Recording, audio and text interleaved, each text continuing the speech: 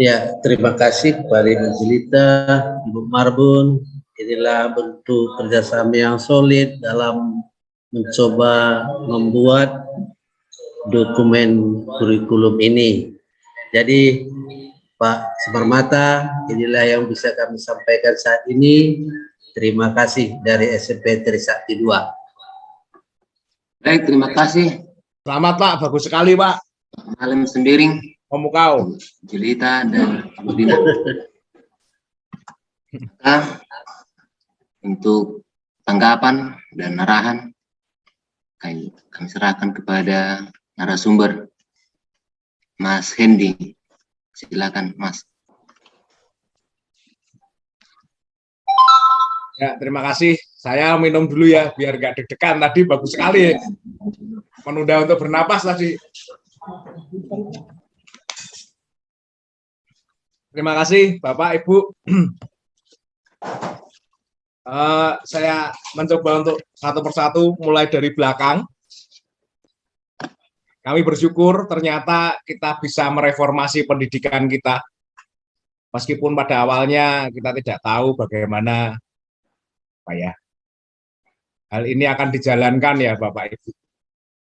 Tempo lalu Pak Adi ketika berpidato itu mengutarakan tipe intervensi kita tipe yang ke-6.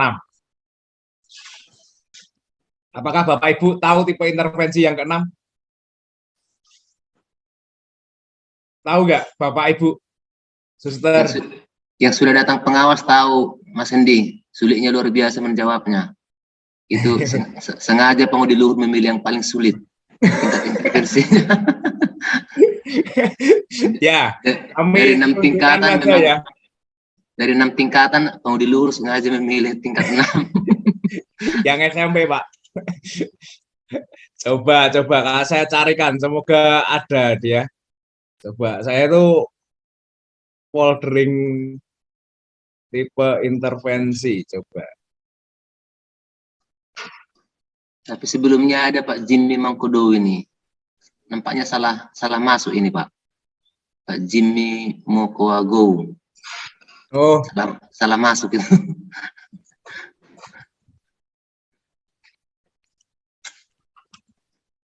Baik, silakan lanjutkan Mas Hendy. Ya. Terima kasih Pak Krismanus. Kami sengaja tidak memperlihatkan ini dari awal. Suster, Bapak Ibu. Tipe intervensi yang ke-6.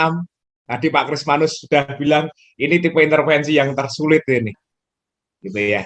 Tujuannya seperti ini. Bapak Ibu izinkan kami untuk share, Suster. Bapak Ibu, tipe intervensi yang ke-6 itu kita mau diajak untuk reformasi sekolah. Ya. Ketika kita mau reformasi, kita itu berarti itu kembali menentukan bentuk, kembali menciptakan bentuk dari sekolah kita. Ini sebuah hal yang gila. Ya. Yang komprehensif, yang menyeluruh, yang utuh.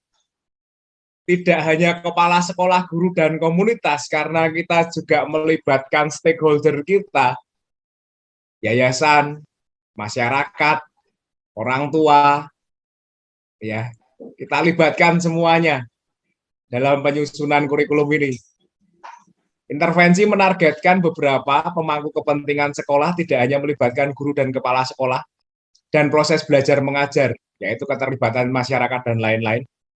Komponennya itu ada 2, evaluasi kolaboratif dan perencanaan untuk perbaikan sekolah. Lalu kepala sekolah mengembangkan keterlibatan dan kemitraan masyarakat di luar sekolah. Indikatornya itu bisa kita lihat bersama. 1, kepala sekolah memastikan bahwa komunitas sekolah terlibat penuh dalam evaluasi diri sekolah dan perencanaan perbaikan sekolah. Ya, kita dalam penyusunan naskah akademik dan penyusunan draft naskah kurikulum sudah melibatkan ini, lalu kita mengevaluasi jujur untuk menanggapi keadaan diri sekolah kita dan memetakan keunggulan-keunggulan, dan kita bisa menentukan kita mau berkembang kemana. Lalu sekolah mengembangkan, menyebarluaskan, melaksanakan, dan mengevaluasi visi misi tujuan sekolah. Ya, ketika kita membuat naskah akademik kan sudah tampak, dan naskah kurikulum Pak Heri memperlihatkan kita menciptakan visi misi yang baru atau misi atau visi. Ya. Pemangku kepentingan secara aktif terlibat dalam perencanaan, evaluasi, dan perbaikan sekolah. Ya, salah satunya para pengurus yayasan, Suster Parmina, Suster Margaret, Pak Sitohang yang selalu hadir. Ya, awalnya memang kami tidak menunjukkan ini, Suster, Bapak Ibu, karena ini kejutan untuk kita bersama ya. Guru secara aktif terlibat dalam evaluasi, pengembangan kebijakan, perencanaan perbaikan sekolah secara keseluruhan. Ya. Lalu perbaikan sekolah difokuskan pada peningkatan proses belajar mengajar yang didukung oleh peningkatan sumber daya. Peningkatan sumber daya manusia yang pertama, kita menggunakan struktur keteladanan ini untuk peningkatan sumber daya manusia guru, keguruan kita, pendidik dan tenaga kependidikan. Lalu lingkungan belajar dan hubungan dengan masyarakat, dengan penelitian-penelitian kita melibatkan masyarakat, dan ada pemetaan harapan masyarakat terhadap sekolah kita. Kepala sekolah secara aktif melibatkan masyarakat dalam kehidupan sekolah dengan mekanisme formal dan informal. Lalu kepala sekolah menggunakan berbagai strategi komunikasi untuk berkomunikasi dengan orang tua, komunitas, dan mendapatkan keterlibatan aktif mereka mendukung program sekolah. Lalu kepala sekolah mendukung guru, memahami kebutuhan masyarakat, dan menjalin hubungan terbuka orang tua dan masyarakat.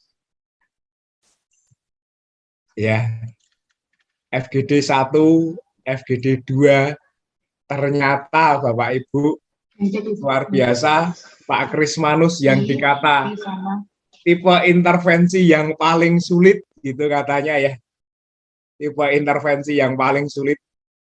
Tetapi Provisiat sekolah-sekolah Yayasan Don Bosco sudah berhasil untuk melewati tipe intervensi yang tersulit yang disiapkan oleh Dirjen Guru dan Tenaga Kependidikan. Kita tepuk tangan buat kita semua. Mantap ya. Mengharukan ya Bapak Ibu, Suster. Terkejut nggak? Terkejut nggak, Suster, Bapak Ibu? Ketika kita ditantangi oleh PPL dan PL, apa ya Pak Adi? PPL itu apa Pak Adi? Pengawas lapangan dan apa? Pengawas pendamping lapangan Pengawas dan pendamping lapangan. Ya, pengawas pendamping lapangan dan pendamping lapangan. Nah, tipe intervensi pangudi luhur itu yang jenjang SMP ini paling tinggi loh. Kan 6 loh. Ini apa yang bisa dikerjakan ini? Kan mereka juga bingung mau mereformasi sekolah tujuannya dengan yang pertama mengatakan intervensi 6 Pak Heri, lalu didukung Mas Hendi. Saya sih hanya menulis waktu enggak deh. Tetap Pak Adi itu ya, Pak Adi kanu apa itu provinsial kami yuk. Bapak Ibu tadi luar biasa ya, Trisakti tadi Pak Malem Sembiring dan berserta jajarannya tim pengembang kurikulum, mantap Pak, luar biasa. Masih dilanjutkan lagi dan mengingatkan juga bahwa kata kerja operasional tadi ya juga memasukkan kata kerja operasionalnya Kratbol ya, karena sudah dipetakan di atas, katanya eman-eman kalau nggak dipakai di bawah gitu ya. Begitu saja. Tadi sudah ada harmonisasi yang indah antara nilai-nilai Don Bosco, keutamaan-keutamaan dari kebudayaan kita, lalu profil pelajar Pancasila kita, bagaimana mendesain kurikulum ini di sekolah, masukkan dalam strategi-strateginya, dan kami memberi tantangan ketika naskah akademik itu sudah jadi baik, ya naskah akademik kami yakin sudah jadi baik, lalu naskah kurikulum, draft naskah kurikulum baik dalam strategi implementasi, buatlah goncangan yang besar gitu ya. Program-program dan kegiatan yang tentunya juga akan baik pula. Jadi tidak standar-standar apa yang rutin, tetapi buatlah hal yang baru dengan pendekatan nilai dan basis budaya ini. Ya, tentunya akan didukung oleh yayasan, Bapak Ibu. Tentunya. Kami yakin itu. Lalu mata pelajaran yang bisa dimasuki juga mencobalah terobosan-terobosan dengan metode proyek yang ada dalam yang sudah disiapkan Pak Heri. Ya, project based learning, project based teaching, project based living. Nanti kita pelajari bersama, guru-guru diajak belajar. Ya, terus bagaimana diimplementasikan kreativitas sekolah-sekolah nanti akan menjadi hal yang luar biasa. Begitu ya Pak. Nanti selanjutnya Pak Heri bisa menambahkan. Lalu untuk Bang Toga, Provisiat luar biasa.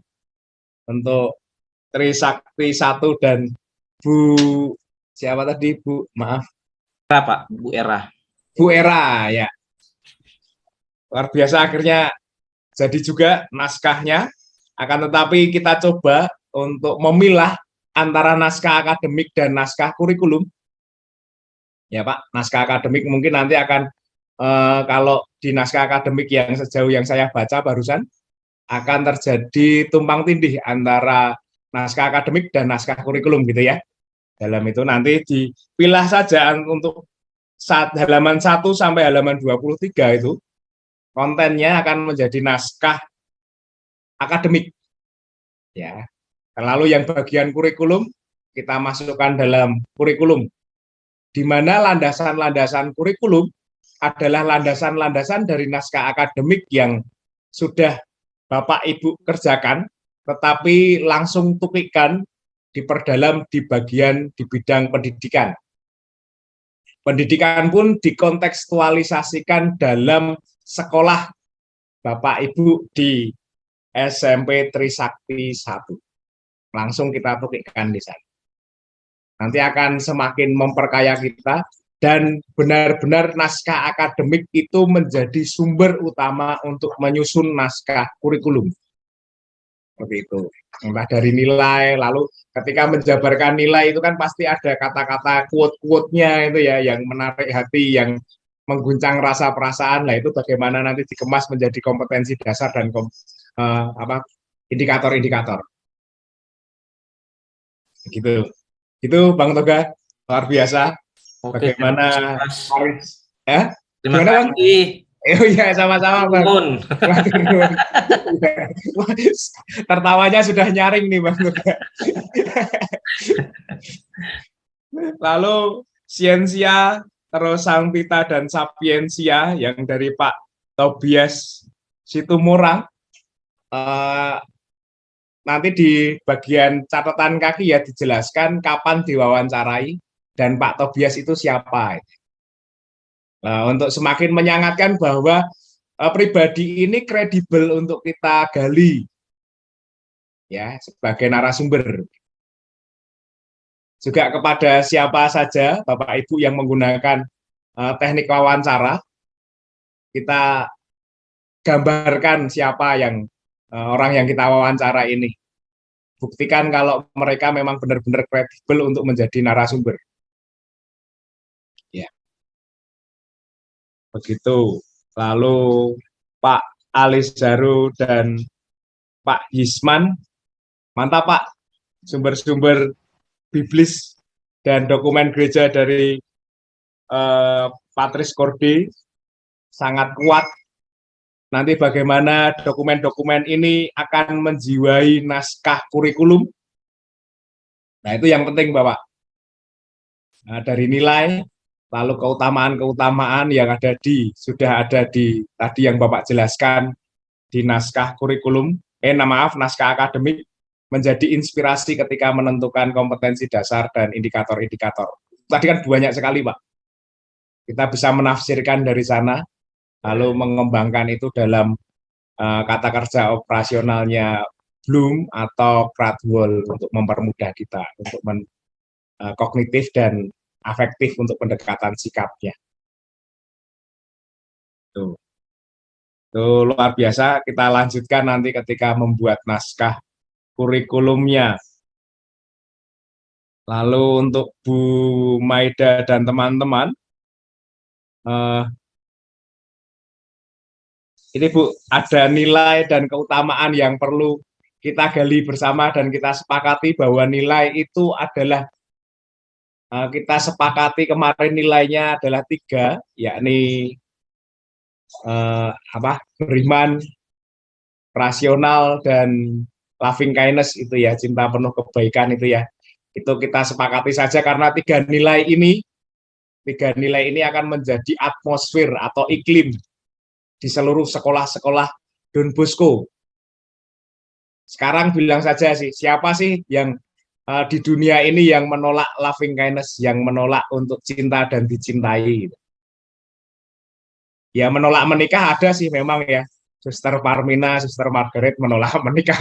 Tetapi kan tidak menutup kemungkinan untuk dicintai dan mencintai begitu. Ya, ya kan?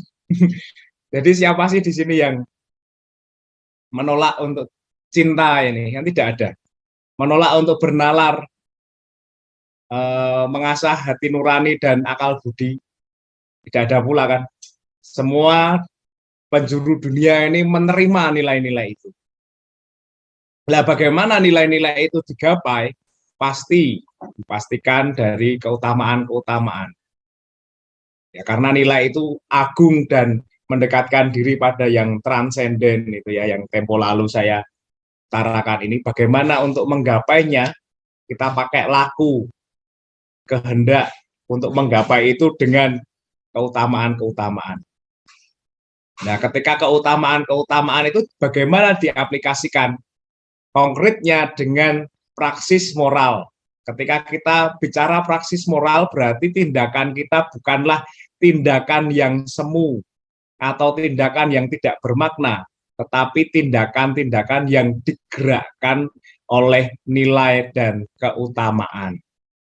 Jadi psikomotorik anak-anak, psikomotorik kita bukan semata-mata digerakkan oleh nasi dan ikan babi gitu ya. Tetapi misalnya sayur, babi, atau apa ya, makanan-makanan khas sana itu ya, apa BPK, panggang gitu ya. Dan minumnya susu putih. Enggak bilang gitu, Pak. Saksang. Ya, saksang ya. Nah, gitu. Tetapi nilai-nilai dan keutamaan. Jadi kita ya semacam itu. Jadi fungsinya kita memperdalam itu nilai-nilai dan keutamaan-keutamaan profil pelajar Pancasila nanti sampai ke indikator-indikatornya. Gitu Ibu, ini akan mempermudah Ibu ketika nanti menyusun draft naskah kurikulum. Seperti itu saja, nanti akan ditambahkan oleh Pak Heri dan Pak Adi. Wah, ini jangan sungkan-sungkan nanti untuk bertanya pada Pak Adi karena Pak Adi itu sudah menjadi pembicara nasional dan guru kawaan. Lo malah malu. Kalau menyusun KD dan indikator-indikator nanti bertanyalah pada Pak Adi. Dia guru religiusitas dan budi pekerti. Jadi kalau mengarang untuk membuat kompetensi dasar dan indikator, dia ahlinya. Mengarang ya. Terima kasih banyak. Luar biasa kerja Bapak, Ibu, kepala sekolah dan guru-guru. Mantap.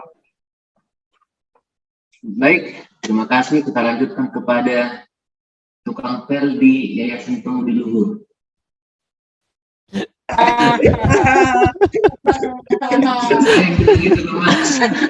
Iya Pak, betul. Saya tukang pel di sini. Silakan. Ya, terima kasih Pak Krismanus, luar biasa Pak Krismanus. Terima kasih atas sharingnya dari SMP Santo Yosef Medan, Tanjung Selamat ya. Bu Maida, lalu Pak Ali Zaru dan kawan-kawan, Bang Toga, terus Pak Malem Sembiring, Bu Marbun dan teman-teman semua. Ada 3 hal yang mau sampaikan, tetapi 3 hal ini agak panjang. Mohon maaf sebelumnya, boleh enggak ya Pak Krismanus ya? Sangat boleh Mas, Bruder. Saya tukang pelok malah bruder. Yang pertama soal kita ada yang kemarin diundang itu ada 2 yang intervensinya tipe 6. Itu Yayasan Kerlip dan Yayasan Pangudi Luhur. Yang memaksa dulu itu Pak Heri sama Mas Hendi. Saya sih hanya menulis, tapi dulu waktunya yang menjadi pertimbangan kalau mau berubah ya harus semua. Jadi yang paling tinggi 6 ya sudah tulis 6. Apapun yang terjadi saya tidak tahu waktu itu. Nanti kan tetap ada Mas Hendi dan Pak Heri. Itu malah ditutup.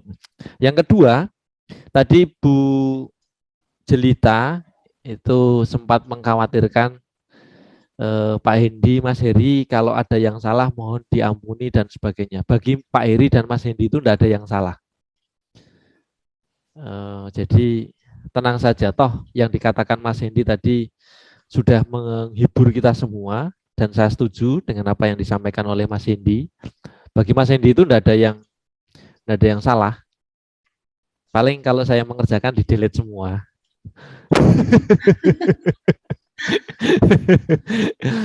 Tenang, kalau dengan suster Bapak Ibu, Mas Hendi baik hati dan Pak Heri. Dengan saya saja agak kejam, tapi saya menerima karena itu kebahagiaan.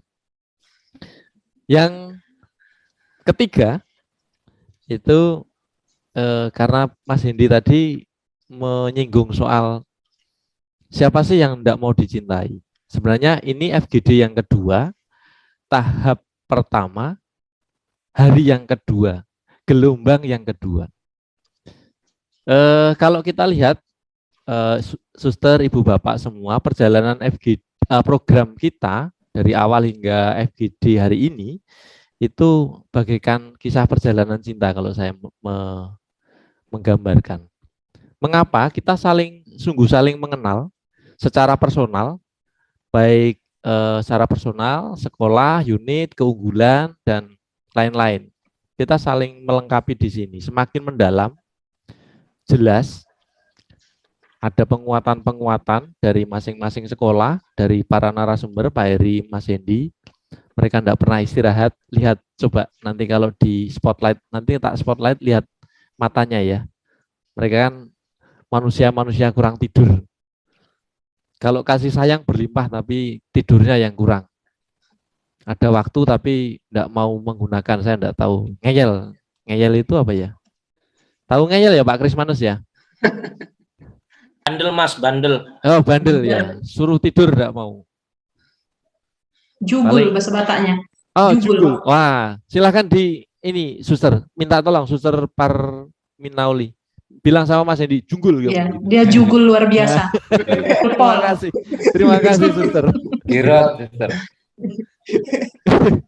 Oke, jadi ada pengulangan memang, ada beberapa pengulangan, tapi bagi saya it's okay karena pengulangan itu harus terjadi meskipun secara sejarah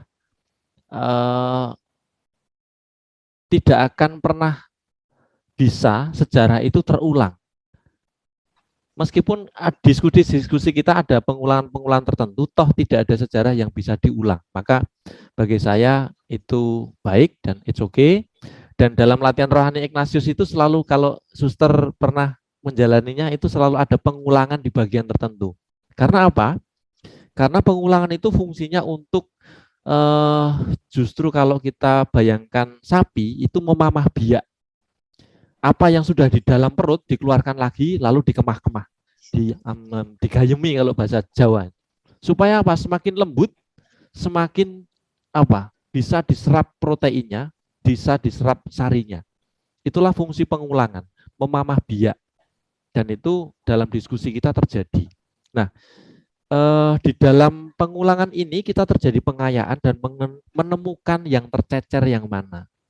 Baik dari pribadi kita masing-masing maupun dari insight-insight yang disampaikan oleh Pak Heri, Mas Hendi. Maaf saya ngomongnya hanya berani yang artifisial karena yang esensial itu hanya Pak Heri dan Mas Hendi.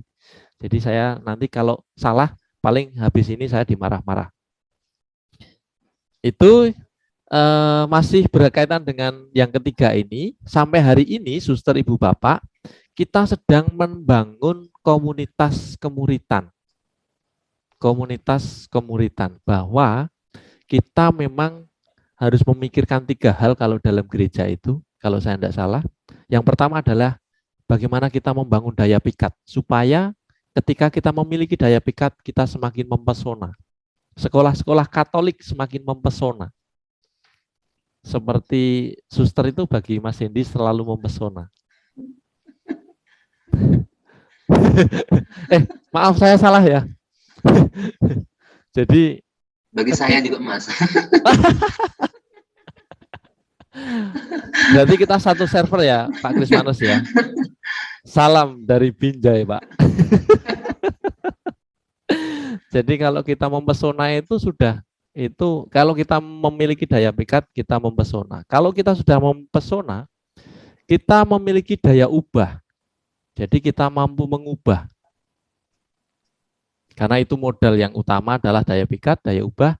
Kalau kita sudah mampu mengubah, maka kita akan memiliki daya guna. Memiliki guna bagi kita sendiri, bagi unit kita masing-masing, di sekolah kita masing-masing, komunitas di sekitar kita, sekolah kita, gereja semesta, bangsa dan negara, dan di tingkat global, dunia, kita meskipun kita tampaknya yang kita pikirkan itu sederhana ya. Sederhana kita melihat lingkungan sekitar kita, tetapi ingatlah suster, ibu, bapak, dan kawan-kawan semua, kita sedang act locally, think globally. Jadi apa yang kita pikirkan secara sederhana ini sebenarnya ingin mengubah dunia pendidikan seperti yang disampaikan Mas Hendy. Nah, berkaitan dengan hal-hal yang kecil, saya menyampaikan hal-hal yang artifisial saja, yang esensial nanti biarlah Pak Heri. Karena kemarin saya melihat juga Pak Heri beberapa hal itu. Artifisialmu, artificial intelligence, Pak. Sangar loh Pak berarti. Enggak gitu lah. Wow. Yang saya berangkat dari yang SMP Trisakti 2 dari Pak Sembiring dan teman-teman, Bu Marbun dan kawan-kawan tadi ya.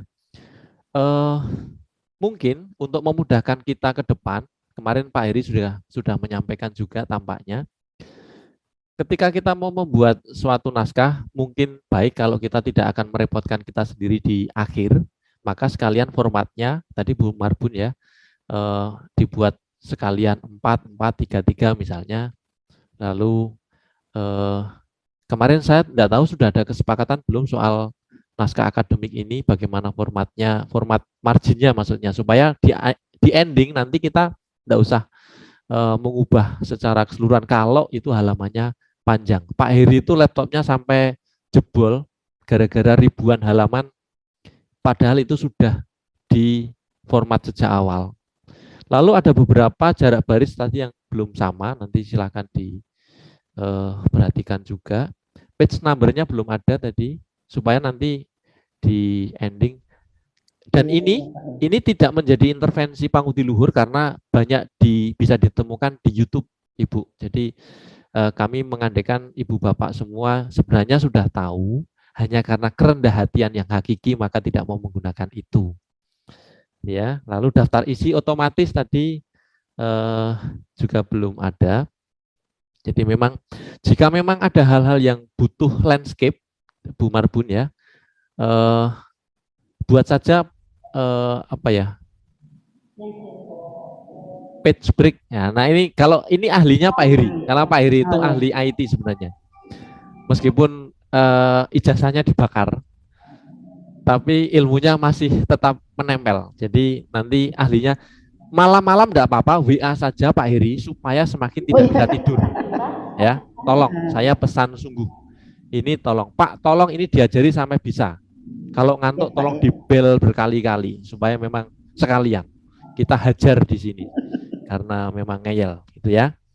Lalu yang dari Bang Toga itu ada yang menarik tadi. Tadi ada istilah religion, agama, lalu akal budi itu reason, kalau tidak salah. Tolong itu nanti di ini lagi ya Bang ya, benar enggak? Nanti ditanyakan sama ahlinya yang ada di situ. Ya, ada religion benar, lalu yang akal budi itu tadi tertulis reason kalau enggak salah. Saya enggak tahu di bagian mana halamannya karena tak lihat halamannya tadi belum ada. Kemudian Udah dikirim, tadi Mas. Udah dikirim, Mas. oh sudah Mas, dikirim. Mas. Oh ya sudah, biar Itu oke. di kamusnya Don Bosco memang gitu, di kamus Salesian. Oh iya ya, berarti saya yang kurang jauh Iya, toh, Suster. mainnya. Maaf Bang. Maaf. Baik, terima kasih Mas Hendy. Lalu tadi itu ada yang menarik yang ditanyakan Bang Toga soal ada hari, ada nasi tadi ya. Itu kalau bahasa Jawanya itu sebenarnya sederhana. Kita itu mengambil istilahnya semar. Semar itu bagian dari Ismoyo. Itu kalau semar itu selalu bilang hemel-hemel, begegek hemel-hemel sakdulito. Begegek itu substansi bahwa ada bentuknya. Ada bentuknya dulu yang penting. Tapi harus ada begegek itu kalau tidak bergerak, tidak ada gunanya. Maka ada bentuk harus bergerak. Supaya apa? Kita bisa hemel-hemel. Hemel-hemel itu dalam bahasa Jawa itu makan sedikit-sedikit. Jadi supaya bisa makan. Meskipun hanya sedikit sakdulito. Jadi memang harus ada kemiripan dengan bahasa Jawa yang bagian ini. Gitu ya Bang Tuga ya. Yang berikutnya dari Pak Ali Saru, saya tidak ada komentar. Yang dari Tanjung Selamat itu ada yang menarik. Karena kebetulan saya tidak ngerokok itu udah 2 minggu ini kalau tidak salah. Tapi saya masih ingat rokok saya. Itu iklannya Talk Less Do More. Tadi ada di sana. Nah, jangan sampai nanti itu kalau itu kebaca, loh kok iklan rokok? Itu dari perusahaan NTI TBK. Yumail. Suster, pronunciation-nya dibetulkan Suster Parmina. Maaf ya. Saya tidak bisa berbahasa Inggris, Suster. Nanti saya boleh diajari dan saya lebih senang. Gitu ya. Jadi itu saja komentar saya, nanti malah terlalu banyak saya semakin dibully. Terima kasih Pak Kris, saya kembalikan. Baik, terima kasih tukang pel. Kalau tukang pel pun sepanjang itu pengarahannya dan seluas itu wawasannya tidak bisa saya bayangkan. Jangan salahkan saya loh Mas Adi. Mas yang bilang itu di depan Dirjen KTK. Baik, berikutnya kepada pakarnya kurikulum. Saya persilakan Mas Heri. Terima kasih Mas Kris Manus.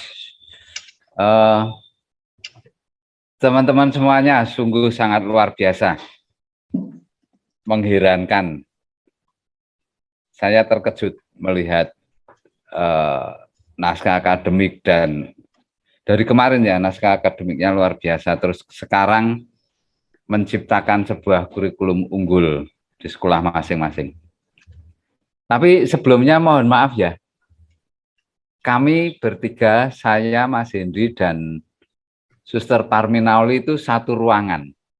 Background kita sama kan, putih. Nah, kami mohon maaf ya, kami bertiga satu ruangan. Wih. Spotlight ini. Pak Armin, aku di spotlight. Beda loh, ini rumah kami loh. Oh, yang nyepotlet Pak Heri. Bukan Pak Adi itu loh, mainan. Oke. Iya, Suster Parmina aja yang di spotlight lah.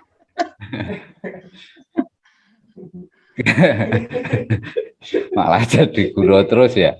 Tapi oke, ini apa-apa. Menarik sekali. Sebagai satu contoh di Trisakti 2 itu luar biasa, sudah menciptakan atau merencanakan sebuah kurikulum unggul. Tinggal terminologi antara nilai, keutamaan, praksis moral. Terminologinya sama, disamakan. Kemudian pada tujuan pembelajaran tadi luar biasa, Pak, Bu, tujuan pembelajaran yang di sekolah langsung ditukikkan di sekolahan kami mau seperti ini di tujuan pembelajarannya. Kemudian nanti tambahkan tujuan pembelajaran tujuan pendidikan gereja, kemudian tujuan pendidikan nasional. Sudah ada, Pak. Oke. Ya. Oh, mungkin waktu itu saya ya kadang begini nih, Pak. Iya. Kemudian Tunggu penjelasan tentang keutamaan sekolah. Contoh di rendah hati. Rendah hati itu sumber-sumbernya itu diperdalam lagi, Bu, Pak. Oh iya, Pak, ya. Dua diperdalam. Jadi sumbernya juga masukkan. Ya. Konsep rendah hati itu seperti apa sih? Ini nanti akan berguna untuk kalau ini masuk di naskah akademik itu lebih bagus karena nanti akan berguna untuk membuat kompetensi dasar dan indikator sana seperti itu. Nah, untuk semuanya saja saya akan coba share kerangka draft kurikulum yang dulu pernah kami kirimkan ya, yang kemudian itu dipakai oleh teman-teman semua. Ini adalah kerangka minimal, Bapak Ibu. Kerangka ini kerangka minimal. Kemudian di model kurikulumnya, sementara di dalam membuat naskah kurikulum ini tadi sudah banyak yang mencoba untuk googling, mencari gitu. Tapi nanti akan kita bahas lebih lanjut untuk model kurikulumnya. Terus kemudian ini di struktur teladan. Struktur teladan, oke. Ada banyak yang sudah mengikuti ini, hampir semuanya. Sekarang perumusan kompetensi dasar dan indikator. Saya mencoba untuk memberi hal yang lain. Hal yang lain kalau kemarin yang kami berikan kan ini. Ini ya, bentuknya seperti ini ya. Bapak Ibu semuanya, mungkin ada yang ingin berkreasi sendiri, silakan saja. Kemudian saya mencoba untuk memberi gambaran. Kalau misalkan mau dibuat seperti ini juga tidak apa-apa. Ini core value-nya, ini keutamaan, kemudian budaya yang mau filosofi budaya yang digarap profil pelajar Pancasila, kompetensi dasarnya langsung di-split sikap pengetahuan psikomotorik, ada indikator. Kemudian tadi ada punya Trisakti 2 kalau nggak salah, sistem penilaian. Iya. Penilaian ada ya. Nah, iya, Pak. penilaian di pengetahuan sikap psikomotorik ada semuanya seperti itu. Nah, ini berhati-hati pada saat menilai yang di penanaman ini ya, penanaman nilai ini ke anak-anak itu gini. Boleh, pengetahuan boleh. Tetapi kalau itu menjadi tolak ukur ke sikap, hemat kami tolong dipikirkan lagi. Karena begini, misalkan pengetahuan diberimannya 7 gitu. Ini pengetahuannya. Tapi apakah sikapnya nanti juga akan dinilai dengan angka atau dengan abjad ABC begitu? ABC ya. Apakah dengan ABC? Kalau dengan ABC, tolong dipikirkan lagi. Tolong dipikirkan lagi. Apakah kita mau menstempel anak-anak kita dengan seperti itu? Nah, ini tugas yayasan sebetulnya yang harus berhati-hati untuk sistem evaluasi atau sistem penilaian di karakter ini. Kemudian di dalam membuat kompetensi dasar, kata kerja operasionalnya kompetensi dasar itu kan prinsipnya hal-hal kompetensi yang secara umum ya. Perumusan kompetensi dasar ini. Kompetensi dasar adalah pengetahuan, keterampilan, dan sikap minimal yang harus dicapai oleh siswa untuk menunjukkan bahwa siswa telah menguasai standar kompetensi. Gitu. Secara umum, kompetensi dasar seperti itu. Tingkat kemampuan yang paling minimal. Di kognitif oke. Di sisi kognitif dan psikomotorik itu masih sangat oke dengan taksonomi Bloom yang di pengetahuan dan keterampilan ini. Nah, mempergunakan kata kerja taksonomi Bloom, KKO itu. Tapi buat yang secara umum ya, secara umum karena akan berbeda kan dengan indikator. Kalau indikator itu sudah secara khusus bagaimana mencapai kompetensi dasar itu. Indikator kan seperti itu, untuk mencapai kompetensi dasar. Seperti halnya nilai keutamaan praksis moral. Untuk mencapai nilai, ini ada keutamaan yang harus dilalui. Untuk mencapai keutamaan, ada indikator-indikatornya. Sehingga kita dalam membuat evaluasinya lebih jelas. Untuk semuanya saja. Terus saya coba beri contoh yang ini perencanaan kurikulum ini yang ya mungkin dulu pernah saya sampaikan ya. Ini untuk yang sudah atau belum, Pak? Belum. Belum. Belum. Di Pangudi Luhur juga sedang mengerjakan ini. Kurikulumnya Satu Jiwa Dalam Saudara. Ini di tataran yayasan. Jadi di tataran tingkat yayasan mempunyai kurikulum induknya, begitu. Kurikulum induknya, kemudian seluruh sekolah mengacu di kurikulum induk ini. Tetapi kan di POP ini pendekatan kita di sini. Pendekatan kita kan di grassroots. Sekolah dulu yang mengerjakan.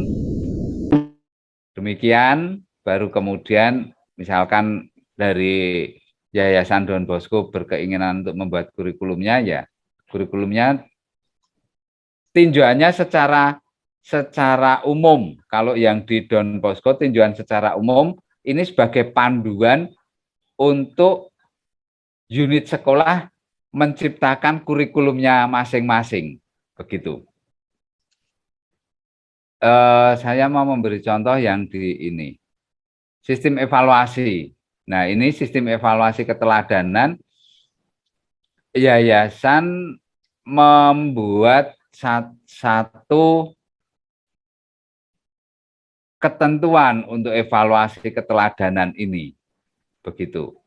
Nah, evaluasi keteladanan ini mungkin ini sebagai contoh tentang kuesioner untuk menentukan gaya belajar semacam itu. Ini ada websitenya.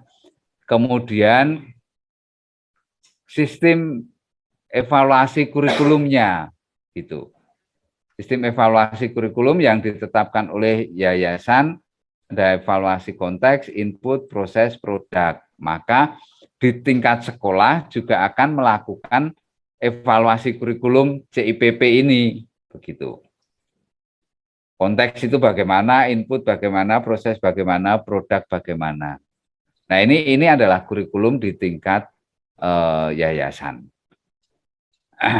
Nah, ini kita balik ya, terbalik. Sekolahan membuat terlebih dahulu, kemudian nanti bagaimana yayasan mengakomodir ini untuk membuat kurikulumnya juga. Jadi tenang saja Bapak Ibu semuanya, tidak hanya Bapak Ibu, suster di tingkat unit yang berlelah-lelah, kami memberi kado Natal untuk Yayasan Don Bosco membuat kurikulumnya juga.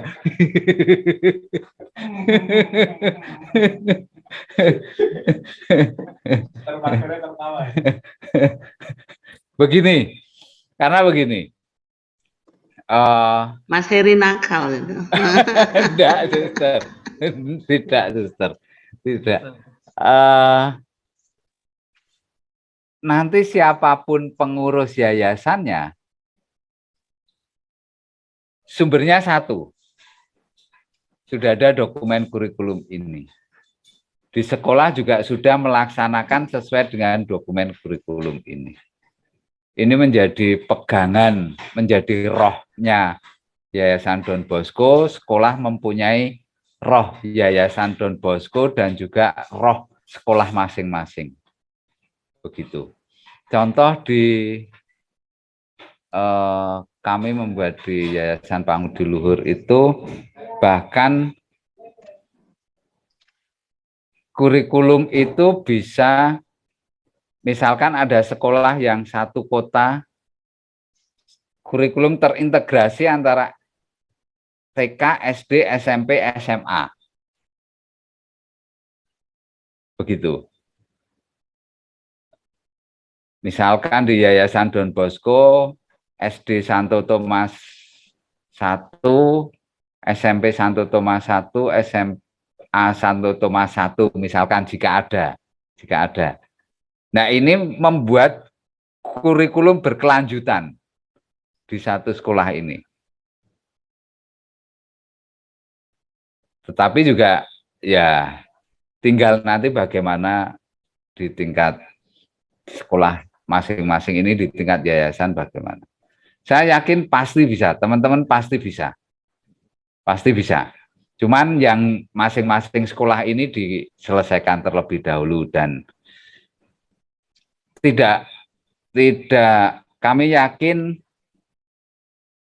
ini bisa selesai, tetapi tidak dalam jangka waktu 6 bulan, 1 tahun ke depan itu sudah selesai. Ini besar, pekerjaan besar, Bapak Ibu semuanya. Kita paham semua itu.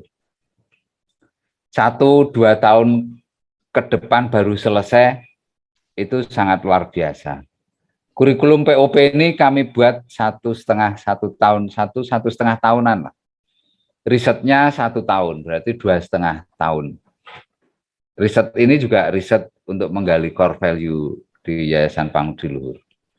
Di panjang. Tetapi di Google Classroom kan sudah ada perintah untuk mengumpulkan kan.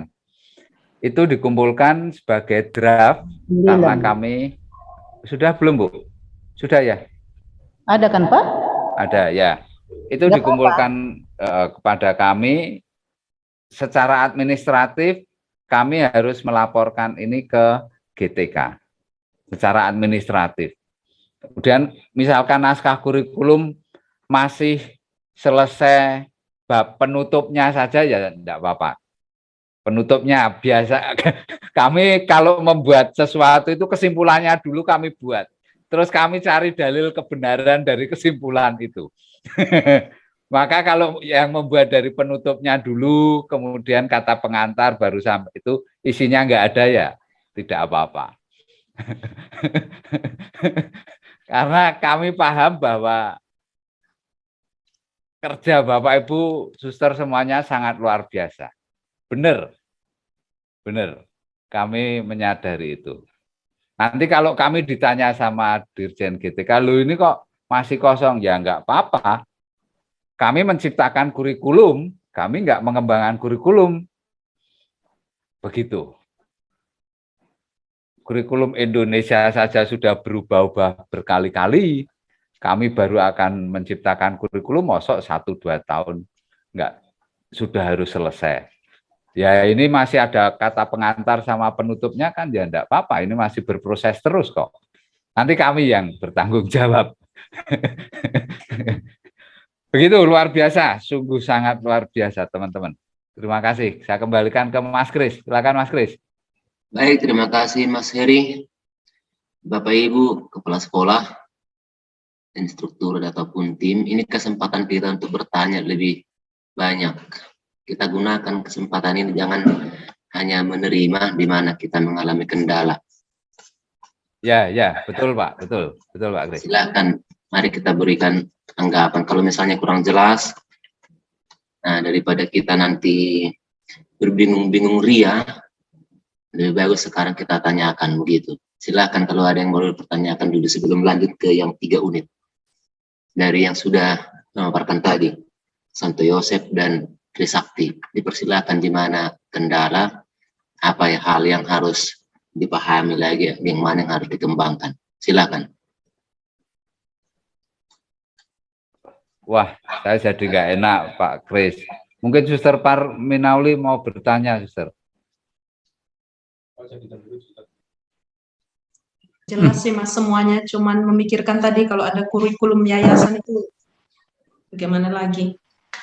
Di yayasan timnya kecil, Ya, di Suster. sekolah-sekolah bisa banyak yang bisa diberdayakan ya guru-gurunya. Tim kami, saya sama Mas Hendi, sama Pak Adi. Ya kan memang udah orang-orang hebat. Enggak, Suster, enggak, Suster. Lu jangan nangis loh, Suster. Di sana punya itu bangsa Simanjurang itu, Suster. Yang Iya. ketawa-tawa tapi Ada Bang Sahat, ada Pak Tuga, kemudian ada Pak Ali Saru, Pak Isman Nenggulan. Ampun, Mas. Ampun. Ada yang minta ampun. Banyak sekali loh, Suster. Tarik aja, Suster, ke yayasan, Suster. Bang Noveri, Bang Gaul itu juga keren. Tuh. Mari, silakan Pak Kris. Baik, Ya. Mas ya. Tidak adakah Bapak Ibu? Ada Pak Krismanus. Silakan Pak Lejaro.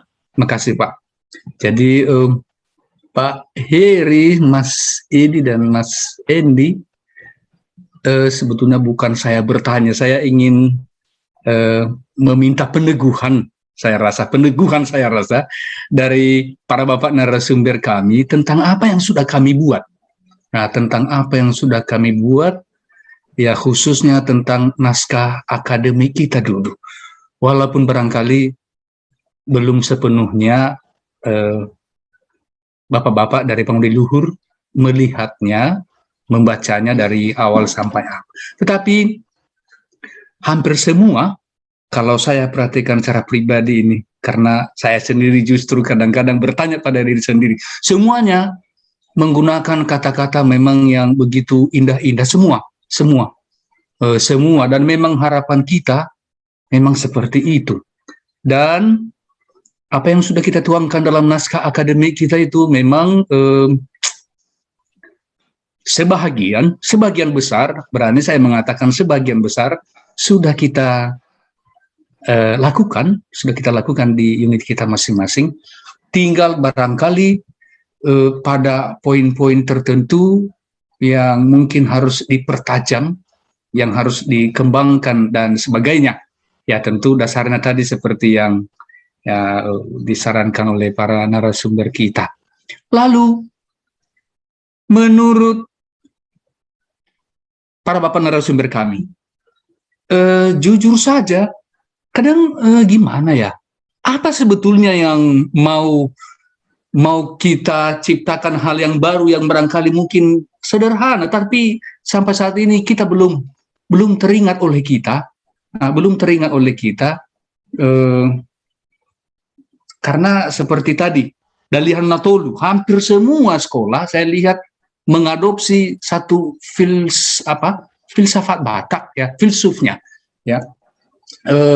Batak mengadakan Dalihan Natolu, tetapi bagaimana pada akhirnya itu harus bisa dituangkan, dijabarkan lebih lanjut, dan memang pada akhirnya nanti akan dimuat dalam satu dokumen kurikulum. Tapi kalau hanya sampai di situ pun barangkali belum ada apa-apanya, tapi teringat kita bagaimana muaranya ini, nanti bisa kita aplikasikan di unit kita masing-masing. Nah, ini sebetulnya bukan saya mau bertanya, tapi pengalaman-pengalaman para bapak narasumber dari Yayasan Pengabdi Luhur, itu harusnya bagaimana kami menyikapi yang sudah kami buat ini, ya baik dalam waktu yang dekat, ya tentu ini memang proses yang agak lama karena jangka panjang, ya kurang lebih 3 tahun nanti akan kita evaluasi gimana hasil yang sudah kita capai ini, ya dengan program ini. Demikian Pak Hendi, Mas Hendi dan Pak Adi. Terima kasih, Pak. Ya, saya duluan ya, Pak Ali Saru. Iya. Betul, Pak. Kegundahan kita selama ini sebagai seorang guru kan seperti itu, Pak. Kata-katanya indah. Misi bukanlah rentetan kata-kata indah, tetapi ingatan untuk kita berjerih dan bersusah dan berlelah. Gitu. Dulu kita tidak tahu bagaimana membenamkan nilai-nilai ini, kemudian mencapai profil pelajar Pancasila, menggapainya secara teknis bagaimana. Sebetulnya saya ingin menggali, tetapi kesimpulan sementaranya seperti itu. Kita tidak tahu bagaimana mencapai itu. Tapi pelan-pelan Pak, pelan-pelan naskah akademik sudah jadi oke, kemudian di dokumen kurikulum atau naskah kurikulumnya, pelan-pelan kita kerjakan, diskusi bareng dengan teman-teman guru semuanya, merumuskan bersama-sama. Besok saat IHT ini menjadi materi untuk berdiskusi dengan teman-teman guru semuanya. Dari situ bagaimana core value, keutamaan sekolah, kemudian budaya yang mau diangkat, filosofi yang diambil di Dalihana Tolu antara Santo Yosef dengan Thomas Thomas Trisakti II misalkan. Sama-sama Dalihana Tolu tetapi filosofinya berbeda yang diambil. It's okay untuk mencapai profil pelajar Pancasila dengan filosofi yang berbeda, caranya bagaimana, itu nanti akan kelihatan di struktur teladan, Pak. Selama ini, apakah pernah membuat seperti itu kita?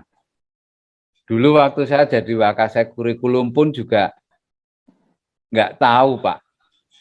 KTSP pun belum 2006.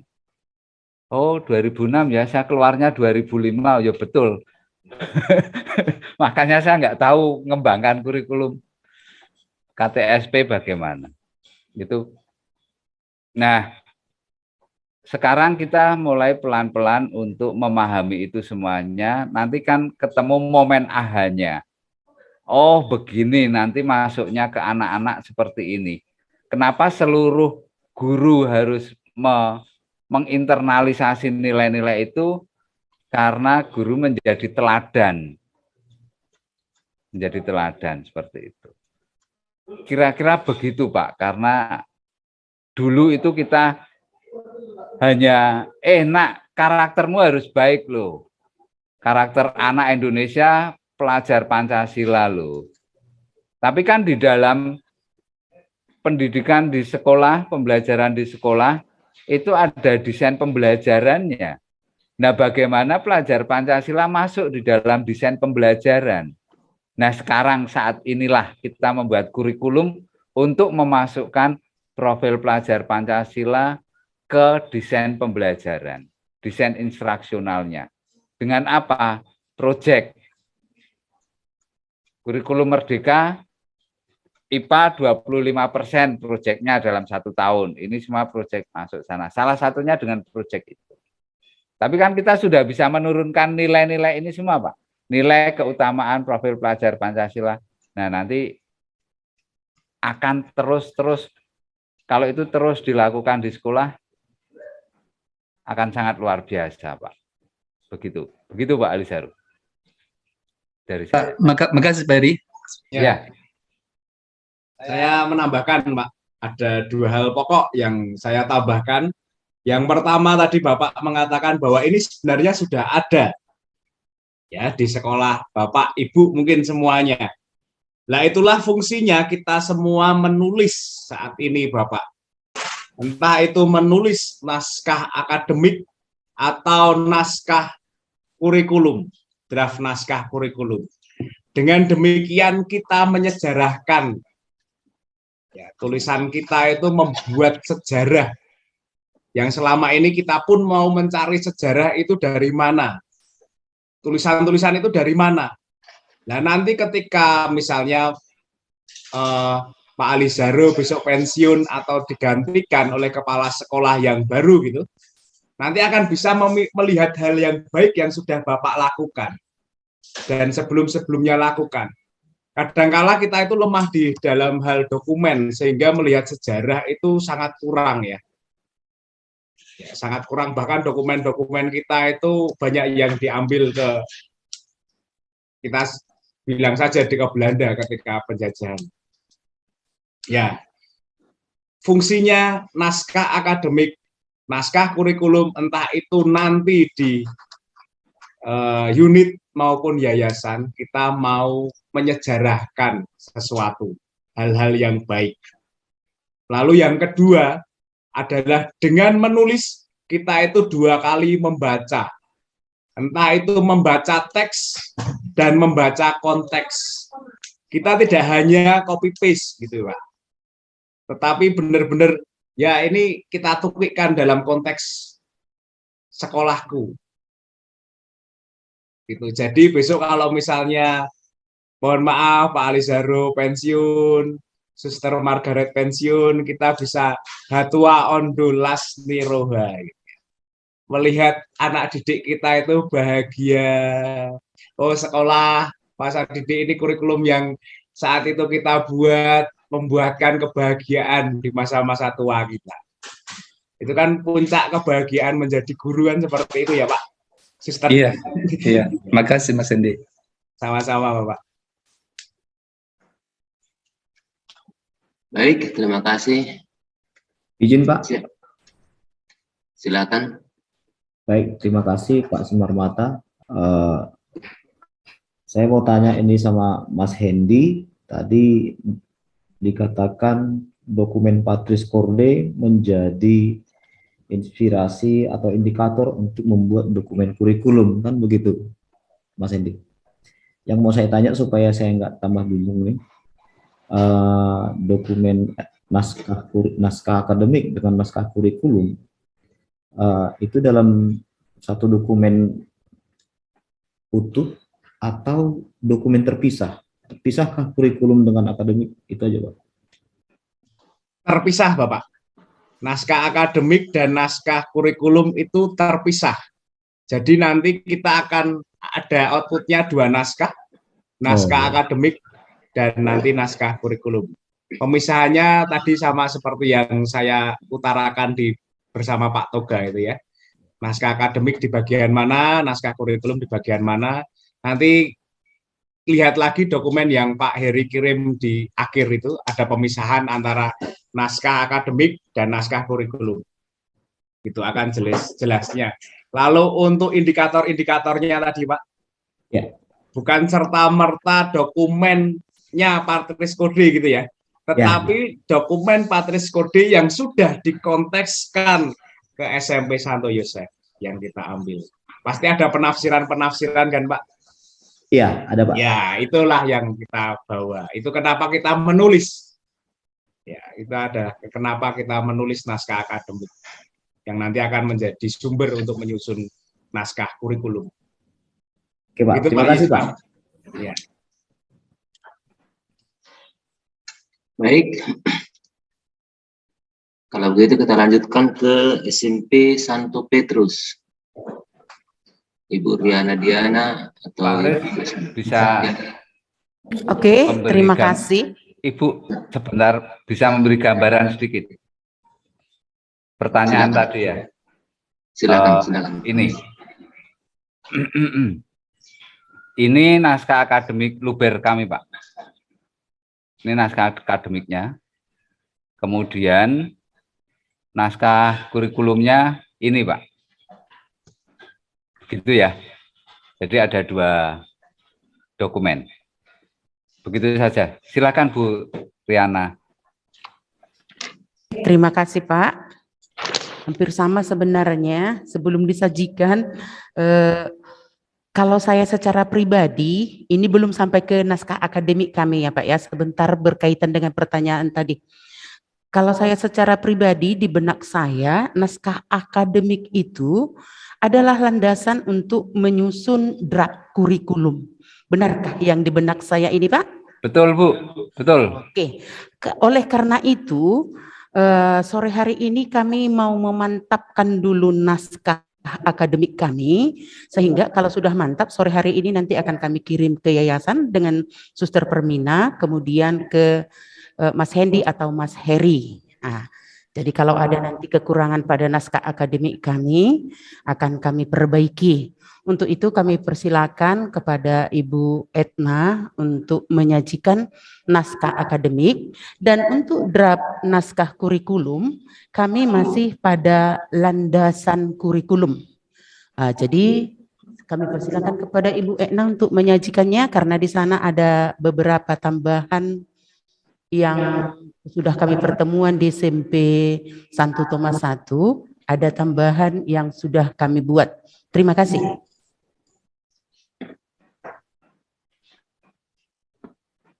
Baik, terima kasih Ibu.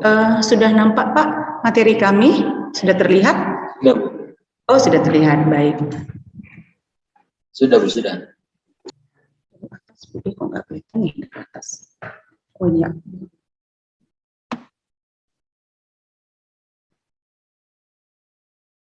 Oke, baik Pak. Kami akan memulai dari daftar isi ataupun kerangka dari naskah akademik kami yang terdiri dari 5 bab. Bab yang pertama yaitu pendahuluan, terdiri dari profil SMP Santo Petrus Medan, kemudian landasan kurikulum, dan yang ketiga adalah analisis kebutuhan masyarakat terhadap sekolah. Itulah isi daripada bab 1. Nah, kemudian yang kedua, bab 2 maksud kami yaitu landasan teori, terdiri dari core values dan keutamaan sekolah, kemudian visi dan misi Keuskupan Agung Medan, yang ketiga moto visi misi YPK Don Bosco dan nilai-nilai inti Don Bosco. Berikutnya keutamaan Santo Petrus sebagai pelindung di sekolah kami, kemudian nilai budaya SMP Santo Petrus, kemudian unsur budaya menurut Poncaraningrat, kemudian visi misi dan tujuan, dan yang terakhir konsep kurikulum SMP Santo Petrus. Itu isi di bab 2. Sedangkan di bab 3, struktur dan muatan kurikulum terdiri dari layanan pendidikan, kemudian peserta didik, dan yang ketiga pola interaksi guru dan peserta didik, dan yang terakhir yaitu mata pelajaran. Yang bab keempat yaitu pelaksanaan dan sistem penilaian, dan yang terakhir adalah penutup. Sebenarnya materi ini sudah pernah kami jelaskan, tetapi kali ini kami akan mencoba menambahkan dari bab 2, yaitu tentang nilai-nilai inti ataupun core values dari yayasan, kemudian nilai-nilai keutamaan dari sekolah kami, serta penjabarannya, karena ini kemarin sudah kami tambahkan ketika kami ada pertemuan di SMP Santo Thomas 1. Sebentar ya Pak ya, kami buka file kami di Oke, ini ada 3 nilai inti ataupun core values yang diturunkan kepada kita, yaitu yang pertama akal budi. Dari core values yang pertama ini yaitu tentang akal budi, ada nilai-nilai keutamaan yang kami ambil dari unit kami, yaitu yang pertama adalah mandiri, kemudian kerja keras ataupun gigih, kemudian rasa ingin tahu, keempat kerjasama, yang kelima bertanggung jawab, yang keenam kreatif, yang 7 disiplin. Nah, kami di sini memasukkan nilai-nilai budaya untuk mandiri itu dengan istilah bahasa Karo, yaitu ajar bancina, di mana di sini artinya adalah bahwa seseorang itu bila berada pada situasi yang berbeda, dia akan beradaptasi dengan situasi tersebut. Itulah arti daripada ajar bancina. Nah, kemudian yang kedua nilai keutamaannya yaitu kerja keras ataupun gigih. Kami ambil dari bahasa Simalungun ini ya Bu ya, Toba, yaitu anakonhi do hamoraon diau. Dan kami pertegas kembali nilai budaya ini dari kitab suci, yaitu dari 1 Kejadian 2 ayat 15 yang isinya manusia diciptakan untuk bekerja. Dan kemudian yang kedua adalah rasa ingin tahu. Yang keempat, kerjasama, nilai budayanya yaitu Marsia Dapari. Kemudian yang kedua dengan menggunakan bahasa Karo juga, siagengen radu miring, si kuningen radu megersing. Artinya kita bisa saling melengkapi antara yang satu dengan yang lain. Kemudian yang kelima, keutamaan yang kelima yaitu bertanggung jawab. Juga kita menggunakan istilah Karo, yaitu keri-keri arang besi la tembe, yang artinya apapun akan dilakukan oleh orang tua biar anak itu bisa sekolah dan anak itu bisa bertanggung jawab dengan apa yang sudah diberikan oleh orang tuanya. Itulah pengertian dari keri-keri arang besi la tembe. Nah, kemudian ini juga kami pertegas dari kutipan Alkitab Yakobus 1 ayat 23 sampai dengan 24 yang isinya selanjutnya kita memiliki tanggung jawab agar hikmat dari firman yang kita dengar tidak berhenti di situ saja, namun diteruskan menjadi perbuatan nyata. Kemudian yang keenam, keutamaan yang keenam yaitu kreatif. Ya, kita menggunakan bahasa Toba juga, bisuk songon ulo maroha songaun darapati. Dan yang ketujuh, yang terakhir yaitu disiplin. Ini juga kita kutip dari ayat yang ada di Amsal 23 ayat 13. Isinya, jangan menolak didikan dari anakmu, ia tidak akan mati kalau engkau memukulnya dengan rotan. Dan core values yang pertama ini yaitu akal budi, kalau kita kaitkan dengan profil pelajar Pancasilanya yaitu bernalar kritis, kreatif, dan mandiri. Nah, kemudian untuk core values yang kedua yaitu agama, nilai-nilai keutamaannya yaitu yang pertama kepekaan akan Tuhan. Nah, nilai budaya yang kami kaitkan di sini adalah habonaran dobona. Kemudian yang B, sopan santun ataupun hormat. Yang pertama itu ada pantun hanguluan tuis hamaguan, kemudian dalihan natolu. Kemudian kami kaitkan juga dengan isi kitab suci yaitu Titus 3 ayat 2. Maaf, ini bukan nomor 4, yang isinya adalah hendaklah mereka bersikap lemah lembut dan sopan santun terhadap semua orang. Kemudian nilai agama yang ketiga yaitu empati ataupun berjiwa sosial, juga kami kutip dari bahasa Simalungun nilai budayanya, Marsia minaminan songon lampak ni gaul, masih tunggol tungkolan songon suhat diro bean. Dan yang kedua dengan menggunakan bahasa Karo, ngembahkan benang penjarumi, artinya kita di situ adalah sebagai orang yang tidak memperkeruh suasana, tetapi kita hadir di situ adalah sebagai orang yang pemersatu. Kemudian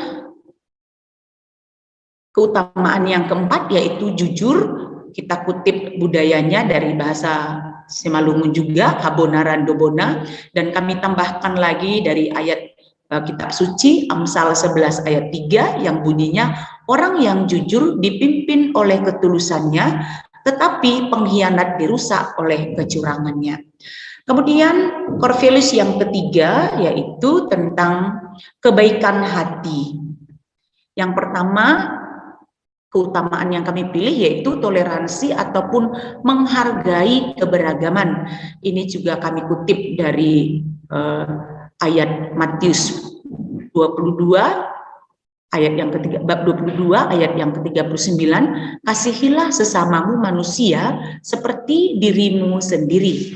Nah, kemudian yang kedua yaitu keutamaan, nilai keutamaan yang kedua yaitu semangat. Ini juga kita kutip dari kitab suci Filipi 4 ayat 13, segala perkara dapat kutanggung di dalam Dia yang memberi kekuatan kepadaku. Kemudian keutamaan yang ketiga yaitu perhatian ataupun cinta terhadap lingkungan. Kita menggunakan kembali bahasa Toba Marsipature Utanabe. Dan ini juga kita perkuat dari kitab suci Kejadian 1 ayat 31 yang isinya ciptaan Tuhan itu indah. Karena itu Tuhan memerintahkan manusia untuk memelihara dan menjaga ciptanya. Dan nilai daripada profil pelajar Pancasila yang kita harapkan dari yang core values yang ketiga, yaitu kebaikan hati, adalah beriman dan bertakwa kepada Tuhan Yang Maha Esa dan berakhlak mulia serta bergotong royong. Nah, itulah ketiga nilai-nilai ataupun core values dari yayasan yang kami kaitkan dengan nilai-nilai keutamaan yang ada di unit kami. Dan untuk mencapai ini, untuk mencapai nilai-nilai core values itu, kami membuat mind map ya. Sebentar, ini kelihatan agak kabur, ada dari PowerPoint yang akan kami tampilkan. Nah, kira-kira seperti ini dia. Untuk core values yang pertama yaitu agama, ada 4 tadi yang kami jabarkan. Yang pertama yaitu kepekaan akan Tuhan. Ya, seorang siswa nanti dikatakan bahwa dia itu memiliki kepekaan akan Tuhan, maka indikator untuk pencapaian ini adalah yang pertama, pembelajar mampu berdoa sebelum dan sesudah pelajaran. Yang kedua, pembelajar mampu menghafalkan doa dengan baik. Yang ketiga, pembelajar mampu berdampingan dengan teman yang berbeda agama dengannya. Yang keempat, pembelajar mampu memimpin doa dan ambil bagian dalam kegiatan keagamaan. Dan yang kelima, pembelajar tidak lupa membawa kitab suci saat ibadat pagi. Nah, yang kelima ini memang kita tekankan karena setiap pagi kita ada ibadat singkat. Nah, kemudian untuk nilai keutamaan sopan santun ataupun hormat, indikator pencapaiannya adalah yang pertama, pembelajar mampu menghormati orang yang lebih tua. Yang kedua, pembelajar tidak menyela pembicaraan pada waktu yang tidak tepat. Yang ketiga, pembelajar tidak berkata kotor dan kasar. Yang keempat, pembelajar tidak meludah di sembarang tempat. Yang kelima, pembelajar mampu mengucapkan terima kasih. Yang keenam, pembelajar meminta izin ketika memasuki ruangan yang lain. Kemudian yang berikutnya, pembelajar selalu melakukan 5S. Dan yang terakhir, pembelajar mampu menghargai orang yang lebih muda. Dan kemudian untuk nilai keutamaan yang ketiga yaitu empati atau berjiwa sosial, indikatornya yaitu yang pertama, pembelajar mampu berbagi kepada sesama teman. Yang kedua, pembelajar selalu ambil bagian dalam kegiatan sosial. Yang ketiga, pembelajar mampu membangun kerukunan warga kelas. Dan yang keempat, pembelajar mampu mementingkan kepentingan bersama daripada kepentingan pribadi. Dan untuk nilai keutamaan yang ketiga yaitu jujur, indikator pencapaiannya yaitu yang pertama, pembelajar menyerahkan kepada yang berwenang barang yang ditemukan. Kemudian yang berikutnya, pembelajar tidak menyontek dalam mengerjakan tugas ataupun ujian. Pembelajar mampu menepati janji. Pembelajar mampu membuat laporan berdasarkan data ataupun informasi yang benar ataupun tidak berbohong. Dan yang terakhir adalah pembelajar mampu mengakui kesalahan ataupun kekurangan yang dimiliki. Nah, inilah nilai-nilai inti yang pertama dan bagaimana cara kami mencapainya nanti. Nah, kemudian yang kedua yaitu akal budi. Akal budi ini agak panjang ya Bapak Ibu dan Suster. Yang pertama yaitu nilai keutamaan yang pertama yaitu kerja keras ataupun gigih. Nah, inilah indikator pencapaiannya. Pembelajar mampu menciptakan suasana kompetisi yang sehat. Kemudian pembelajar berusaha belajar sebaik mungkin untuk mendapatkan hasil yang terbaik. Nah, kemudian rasa ingin tahu. Rasa ingin tahu, indikator pencapaiannya itu pembelajar mampu menciptakan suasana kelas yang mengundang rasa ingin tahu ya. Ini tertutup. Kemudian pembelajar mampu mengeksploitasikan lingkungan secara terprogram. Kemudian pembelajar mampu menggunakan media komunikasi informasi. Kemudian yang untuk keutamaan kerjasama, indikatornya yaitu pembelajar mampu terlibat aktif dalam bekerja kelompok, pembelajar bersedia melakukan tugas sesuai kesepakatan, pembelajar bersedia membantu orang lain dalam satu kelompok yang mengalami kesulitan.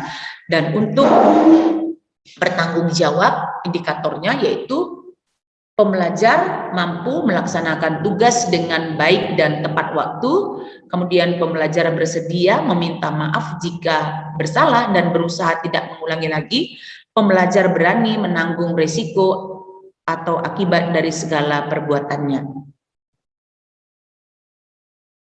Oke, sudah? Nah, kemudian untuk kreatif, indikatornya yaitu pembelajar mampu menciptakan situasi belajar yang bisa menumbuhkan daya pikir dan kreatif.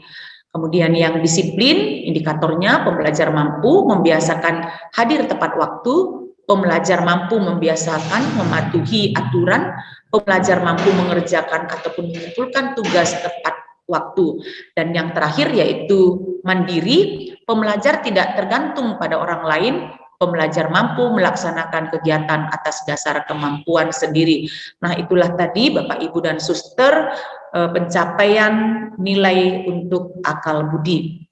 Dan yang maaf yang ketiga itu nggak terlihat tadi ya yang dari PowerPoint ya. Ini aja Mas. Oke. Kami mencoba kembali yang ketiga ya Bapak Ibu, yaitu tadi ini sudah. Kemudian yang terakhir yaitu menghargai keberagaman. Oh maaf, yang ketiga yaitu core values, cinta yang penuh kebaikan. Nah, nilai yang pertama yaitu toleransi ataupun menghargai keberagaman, indikatornya pembelajar mampu menerima kesepakatan meskipun berbeda dengan pendapatnya. Yang kedua, pembelajar mampu menerima kekurangan orang lain. Yang ketiga, pembelajar mampu memaafkan kesalahan orang lain. Yang keempat, pembelajar terbuka terhadap sesuatu yang baru. Yang kelima, pembelajar tidak memaksakan pendapatnya pada orang lain. Dan yang terakhir, pembelajar mampu dan mau bekerja sama dengan siapapun. Nah, kemudian yang berikutnya yaitu semangat. Ya, keutamaan semangat, maka indikatornya pembelajar tidak pernah mengeluh dalam mengerjakan tugas. Yang kedua, pembelajar ulet dalam menghadapi kesulitan. Yang ketiga, pembelajar selalu bergembira saat tiba di sekolah. Yang keempat, pembelajar berusaha menjawab pertanyaan guru. Kemudian yang ketiga yaitu cinta lingkungan. Indikator pencapaiannya yang pertama, pembelajar mematikan lampu dan keran air dengan kesadaran sendiri. Kemudian yang kedua, pembelajar ikut melaksanakan penghijauan sekolah. Yang ketiga, pembelajar membuang sampah pada tempatnya. Yang keempat, pembelajar patuh pada jadwal piket kebersihan. Dan yang terakhir, pembelajar aktif mengingatkan sesama teman untuk menjaga kebersihan kelas ataupun sekolah. Demikian Bapak, Ibu, dan Suster penjabaran kami tentang nilai-nilai inti yang diberikan oleh yayasan yang kemudian kami kaitkan kembali dengan nilai-nilai keutamaan yang ada di 1 Petrus beserta teknik pencapaiannya. Untuk naskah kurikulum kami sedang proses melaksanakan. Selesai ini, materi ini akan segera kami kirimkan kepada yayasan dan begitu juga ke pengudi luhur. Demikian dari saya kembalikan kepada Ibu Diana.